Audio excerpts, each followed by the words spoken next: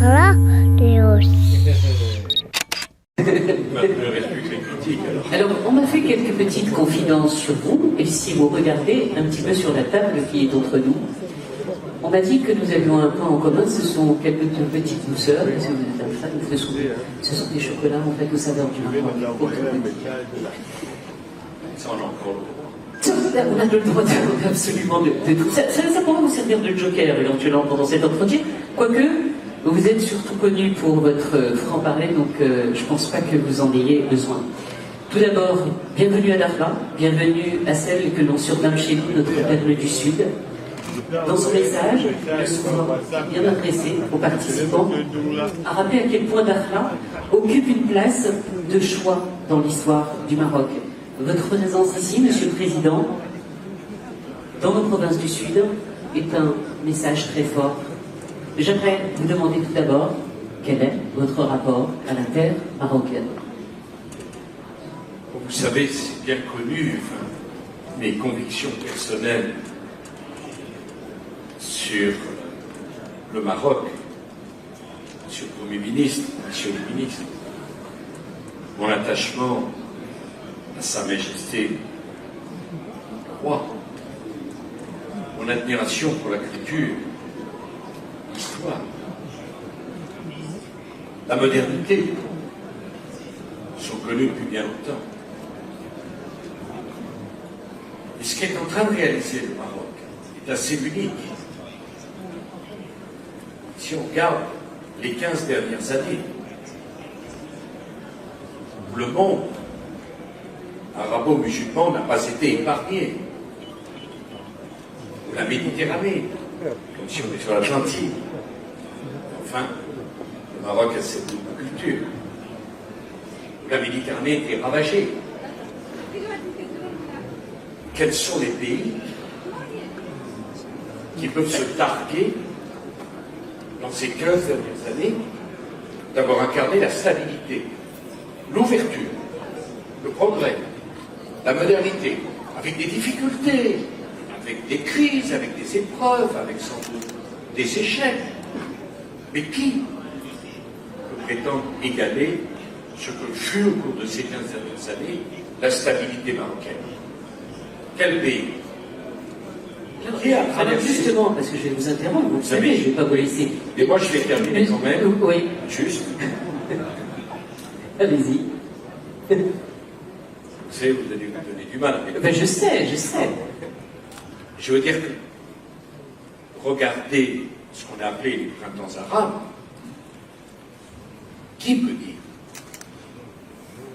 Il a pu avoir la chance d'avoir le discours révolutionnaire au sens réel du terme, sur la modification de la Constitution, sur les progrès de la démocratie, sur l'ouverture aux forces politiques marocaines dans leur diversité. Aujourd'hui, le Maroc est fort, est stable. On pourrait faire le tour d'un grand nombre de pays. Je ne suis pas sûr que le diagnostic serait le même. Et donc, quand le roi du Maroc souhaite que je puisse m'exprimer dans un endroit qui m'est cher, pour moi, vous savez, l'amitié, ce ne sont pas des mots, ce ne sont pas des discours, ce sont des faits. Et ma présence, c'est un fait. Vous n'avez jamais conçu, parce que du coup, elle a été grillée la deuxième question, donc je vais passer à la suivante.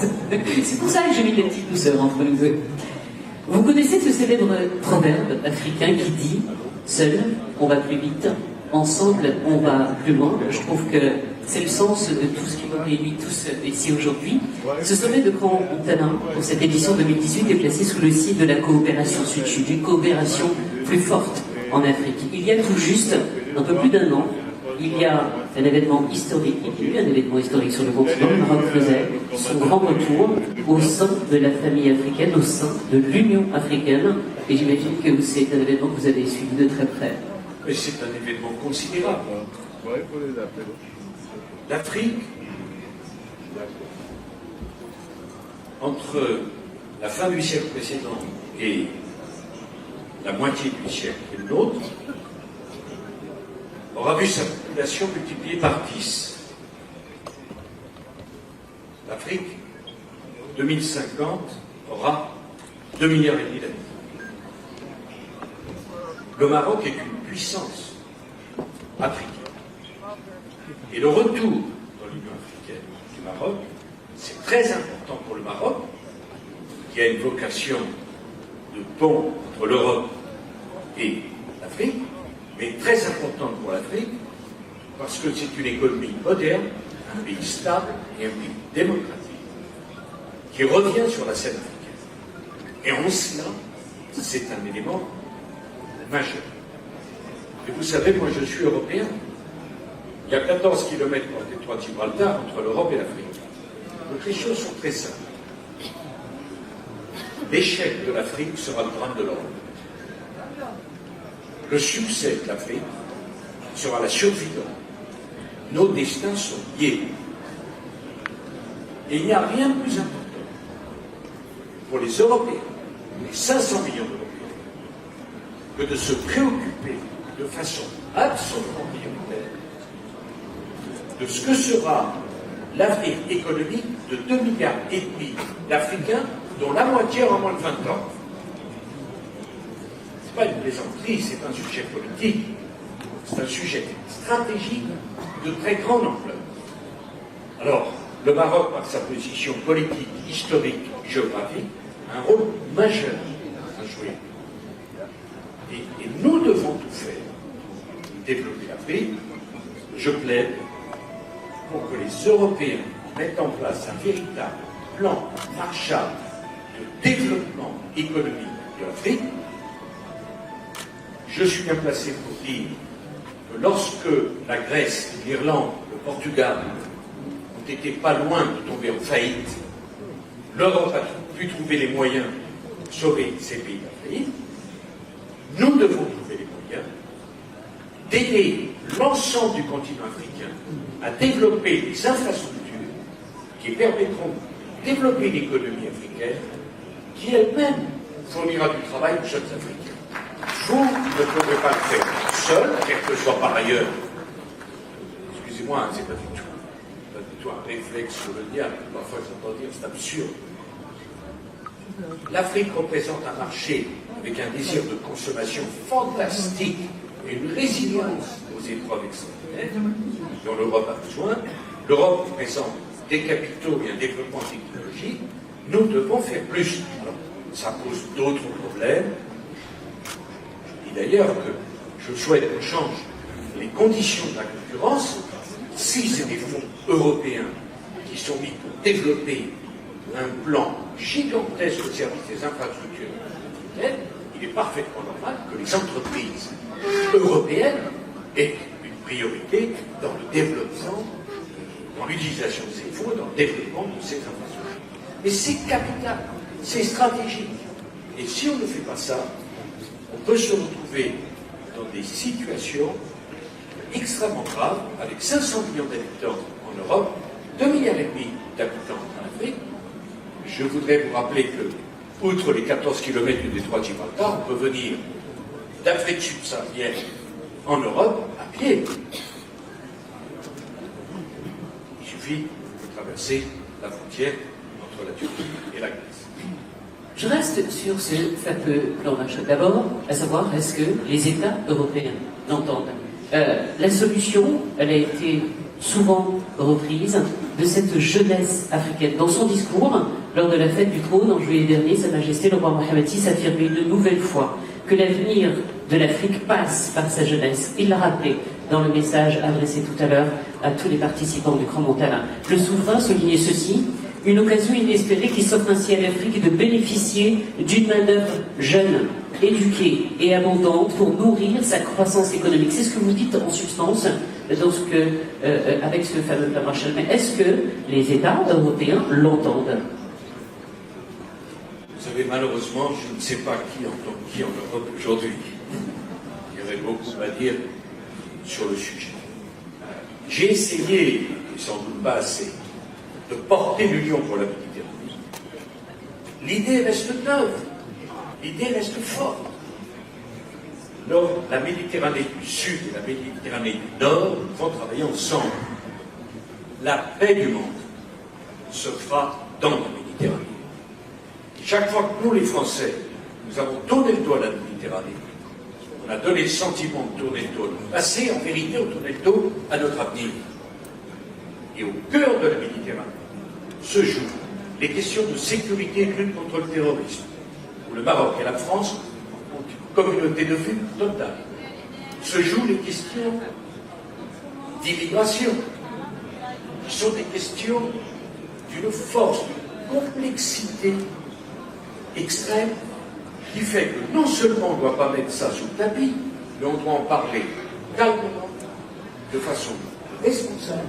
C'est pas un gros mot, c'est un sujet absolument majeur. Au cœur de la Méditerranée se trouve la question centrale de l'Orient et de l'Occident. On n'est pas passé loin il y a quelques années d'un affrontement qu'il convient d'éviter à tout prix, avec des pays du Sud, dont un certain nombre sont en train d'être rayés de la carte. On va bien un jour se dire que la solution ne passe pas que par des conflits militaires, mais qu'à un moment donné, la diplomatie, la politique et l'économie devront se retrouver pour qu'on réponde à des questions. Quelle est la pérennité, quel est l'avenir de la Syrie? Quelle est la pérennité, quel est l'avenir de l'Irak, de la Libye, d'un certain nombre de pays de cette nature? Pour moi, c'est clair. Le maître mot, contrairement à ce que pensait, et bien pourtant, monsieur le président Bush fils, la question majeure n'est pas simplement celle de la démocratie, la question majeure, c'est celle de la diversité. Diversité est encore plus importante. Diversité, ça veut dire que les sunnites, les chiites, les druzes, les chrétiens, les juifs doivent pouvoir vivre ensemble dans une région qui n'a connu depuis des siècles que la diversité. Et on voit depuis quelques décennies une espèce de pression sur une pureté, entre guillemets, dont, reprenons le titre d'un livre, j'estime qu'elle est dangereuse. Pour rester sur ce volet, Monsieur le Président, quel est pour vous l'un des plus grands défis de ce monde aujourd'hui? Est-ce que vous parleriez du choc démographique? Pour moi, le défi majeur. Je dis les choses comme je les pense. Vas-y, si pour ça vous êtes là un peu aussi. Pour moi, il n'y a qu'une seule question majeure. Il n'y en a qu'une. Vous savez, je défie quand on pose des questions de cette nature, des gens qui répondent 1, 2, 3, 4. Si vous répondez 4, c'est déjà il n'y en a pas. Donc on fait juste un? Il n'y en a qu'un. Allez, je vais vous dire. C'est lequel? C'est très simple.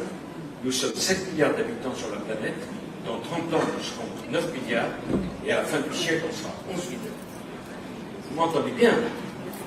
À la fin de ce siècle, il y aura sur la Terre plus d'habitants que si vous additionnez tous les habitants que la Terre a connus depuis 3 millions d'années jusqu'à maintenant, les premiers hominides sont arrivés jusqu'à maintenant. Jamais le monde n'a connu un tel choc démographique. Jamais. Dans 30 ans, le Nigeria aura plus d'habitants que les États-Unis d'Amérique. C'est clair, c'est simple. Vous croyez que Paris, c'est une grande capitale? Alors vous n'avez jamais été à Lagos, 22 millions d'habitants. 9 fois par an. Donc, c'est la question centrale. Il est urgent de poser sur la table la mise en place d'une institution internationale qui suit le problème démographique, car naturellement c'est exponentiel. Car le jour où on sera à 11 milliards, parce que ça c'est fait, personne ne peut l'empêcher, les perspectives de développement sont immenses. Et partant, cette question est centrale. Et très importante, la question des dérèglements climatiques. Mais le monde a connu beaucoup de dérèglements climatiques. Des périodes de glaciation, des périodes de disparition de 80% des espèces. Le monde n'a jamais connu dans son histoire un choc démographique de cette ampleur. Et le point principal du conflit démographique, du choc démographique, se trouve au milieu de la Méditerranée, avec une pression à 2,5 milliards sur l'Afrique et 500 millions en Europe. Donc, je termine en disant une chose, c'est que dans mon esprit, il n'est pas question de dire immigration zéro, ça n'a aucun sens. Aucun. Parce qu'il y a 3 millions d'années, quelque part en Afrique de l'Est, les premiers hommes sont partis à la conquête du monde. Donc, la conquête du monde, le besoin de bouger, de partir, ce n'est pas un choix politique, ce n'est pas qu'un choix économique, c'est quelque chose que nous avons dans nos gènes, nous, les êtres humains. On considère qu'à l'époque de la grotte de Lascaux, il y a 40 000 ans, il y avait 10 000 habitants sur une zone comme l'Europe. Et d'Afrique, les hommes ont conquis le monde. Donc, il n'est pas question de dire que les populations doivent rester sédentarisées dans un monde. Mais il n'est pas question de dire les équilibres et que les déplacements massifs de population peuvent poser des problèmes considérables. Rien que le conflit qui déchire la malheureuse Syrie, qui est un pays que j'aime tant, j'ai visité tant de fois, a ramené vers l'Europe 15 millions de personnes.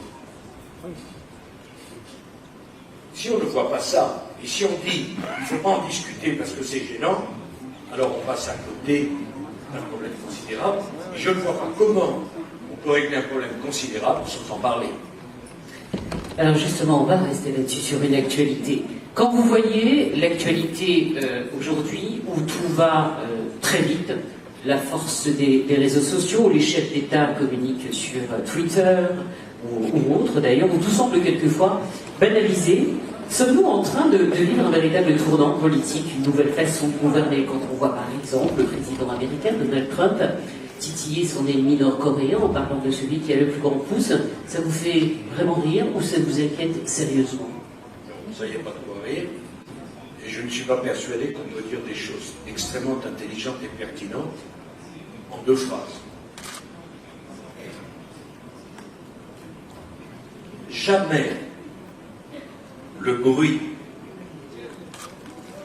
de la communication n'a été aussi fort et jamais on s'est aussi peu écouté. Jamais on s'est autant parlé et jamais on s'est aussi peu compris. Moi, je veux bien que ce soit un progrès. Pour moi, je ne vois pas où est le progrès. Je pense que tout est mis sur le même plan. Que l'immédiateté décèle la vision. Vous savez, c'est très intéressant tout ça. Le jour où le président chinois dit 2 mandats de 5 ans, c'est pas assez pour avoir une vision sur un peuple, un pays d'1,3 milliard. Vous avez la première démocratie du monde, Jackson, les États-Unis, où en vérité la durée du mandat c'est 2 ans, c'est pas 4 ans. C'est 1 an pour apprendre le travail, 2 ans pour essayer de faire quelque chose et 1 an pour se faire réélire. 2. Eh bien, je suis désolé de dire que les démocraties, qui sont les meilleurs régimes au sens des valeurs, ne peuvent pas être condamnées à l'impuissance parce que maintenant, le processus démocratique est poussé à un tel point que plus personne n'a le pouvoir de faire et que tout le monde a le pouvoir d'empêcher, et que pour réaliser le moindre équipement, il faut demander l'avis de tout le monde, et le temps qu'on demande l'avis de tout le monde, le temps a passé, on n'a rien fait. Bien sûr que je préfère les démocraties. C'est pas moi qui vais soutenir des régimes qui ne sont pas démocratiques. Mais j'ai été la semaine dernière à Dhabi avec Emile Rouzel, et nous parlions de ce que nous avions fait ensemble. Enfin, il l'a fait, lui. Je l'ai fait mettre la première pierre. Vous voyez, le Louvre à qui est un musée absolument avec une salle assez bouleversante, et je le dis ici, où il y a le plus vieux Coran, la plus vieille Bible et la plus vieille Torah. C'est important. Je veux dire, ça a une signification. On ne peut pas tout banaliser. Eh bien, l'émir l'a voulu. Je ne suis pas sûr que si on avait fait une commission de l'enquête publique, du dialogue public, on avait demandé l'avis de l'association des riverains, on aurait pu avoir ce musée. Donc Oui à la démocratie, non à la puissance. Je pense que, et c'est d'ailleurs contenu dans le magnifique discours de Sa Majesté le Roi en 2016, c'est un discours de vision. Tous les pays ont besoin d'une vision. Tout ne peut pas se résoudre à l'actualité, à la dernière petite histoire ou à la dernière petite anecdote, je pense. Je vais revenir aux anecdotes, parce qu'on a parlé beaucoup des autres.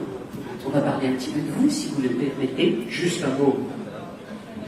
Ça fait bien longtemps que je pense que ça serait tellement extraordinaire que dans le Maghreb et dans le Machrek, on puisse poser les bases d'un marché commun. Et vous savez pour moi, qui aime dans notre pays et qui aime dans cette région, savoir. إن أعجبك الفيديو لا تنسى الإعجاب والاشتراك في القناة تشجيعا لنا لنستمر بنشر المزيد إن شاء الله.